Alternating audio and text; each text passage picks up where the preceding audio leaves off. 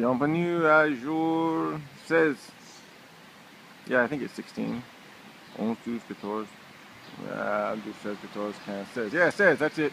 Anyway, that's where we stayed last night. Not a bad place. Thank God I didn't stay in the very, very top, but some people did. It's a cloudy morning here in the square. We're going to head off to the boulangerie over there. Fred and Pamela are waiting. I was a little slow, even though it is before 8.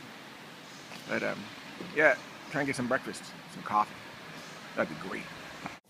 Less than a mile into our day, we've come across the chateau. It's pretty cool. My GPS signal is lost. It's no big deal. Oh, look at that though. It's got turrets, Danielle. That's pretty cool. So we've steadily been climbing up the side of this hill. And those are the suburbs of Oloron, where we were last night. But look off in the distance. Wow. We're heading up through those mountains at some point. Those are part of the Pyrenees. Look, there's snow. About 5 miles outside of Oloron. The sun's trying to make its way out. We've come across this little farm. Pam and Fred were back there using the facilities. Yeah, not your kind of facilities, Mo. I know you wouldn't like that. You'll understand what I'm saying if you actually watch this. Anyway, this is the view we got. There's some cows. There's some mountains coming up. There's some blue sky. Guess what else? I know you'll be shocked. Yeah, a car. The sun is really peeking out now as we enter our first little town. This is Isis, I think. Anyway, there's this neat bridge that you can see Pamela walking across. But it heads off into town. Water's running fast. There's a lot of water coming off the mountains up there, which is where we're headed. Way up that way. We've been walking around this little town of Isis. And of course, the bell's going off. Guessing it's about 10 o'clock. I'm not going to count all of them. But anyway, we haven't found the store. We found the cemetery. We found the church. There's a sign for a bar though. We haven't found it yet. Ah, this is crazy. But I love the walls. In the right place once again. On the Chemin de Saint-Jacques de Compostelle. Pam and Fred are awesome. Check them out. Hand in hand, walking down the street. Yeah, for thousands of kilometers. They've been all over the world. Here we are in Saint Christo. The sun is back out again. But this is an old grand entrance to something. The tree-lined street that's no longer taken care of. But yeah, I'd love to go that way and see what's there. But instead, we'll look over here at the church and the big mountain behind it. Because somehow we're going to cross that. But there's a stream. We're following the stream. I think we're going to stay pretty low for a while, which is good. There's the waymark. And Fred and Pamela are reading something. Okay, we're not quite to the actual town. Okay. All right. Well, we're getting there. I was wondering how we got here so fast. Because we walk très vite. Have you ever seen the TV show Lost? This is right here at the base of the Pyrenees. This is the raging torrent that we're now following. But I gotta show you this house with the red shutters. Neat little town. Oh, and there's a car. Oh, there's one that way. Oh. Okay, that's the only one. Yeah. Where are we at again? This is Louvre de Saint Christo. L-U-R-B-E. Yep. Okay. Oh yeah, look at that shot. We're just gonna have a lot of mountain views the next couple of days now. But you know, under that nice, soft, fertile soil, these mountains are made of rock. And it's a huge quarried area over here that I just thought I'd show you real quick before we keep going up the valley. You know, I like ruins. Here's ruins of an old house. Here, yeah. Stone. You know I love stone. Oops. Had to move the Steadicam off, but now it's got trees growing out of it. That's pretty cool. Yep. Ruins. We're headed off this way. Back into more mountains.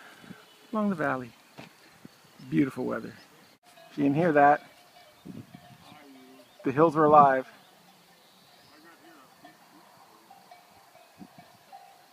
With the sound of cowbell. And we still have the sound of cowbell as we enter Esco. And this is going to be our lunch break.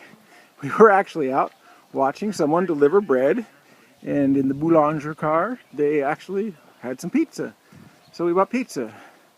You know, at home they used to deliver milk. Here, they still deliver fresh bread. Wow, check that out. A car. We are in Esco, feasting on our pizza that was actually delivered at the side of the road. And we didn't even have to call them. They just pulled up on the side of the road. That doesn't happen in the U.S. That's cool. So we're coming through this little town of Esco, and we just come up on this little baby donkey right here by the road. Check that guy out. Yeah, you probably want some food, huh?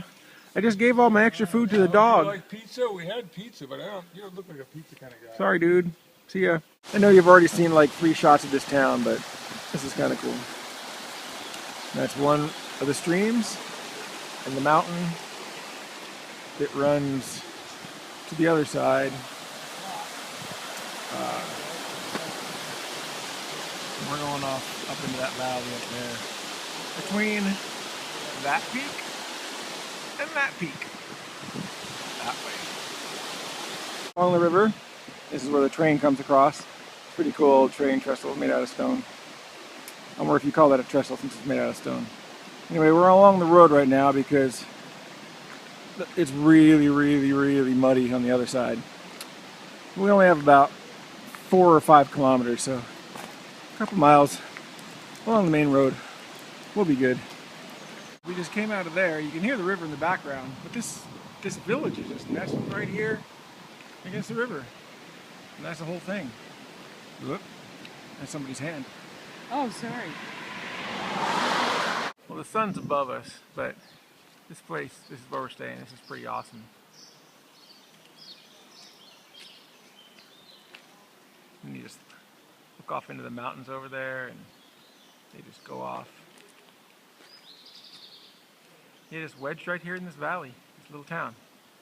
It is wedged in here. It's kind of amazing. We walked up in this thing, isn't it? Yep. All right, time to find a beer. So this is the inside of the cloister. This is where we're staying, but it's got a great view of the mountains. I just wanted to show you the cool slate roof and the cool mountain in the background of this monastery.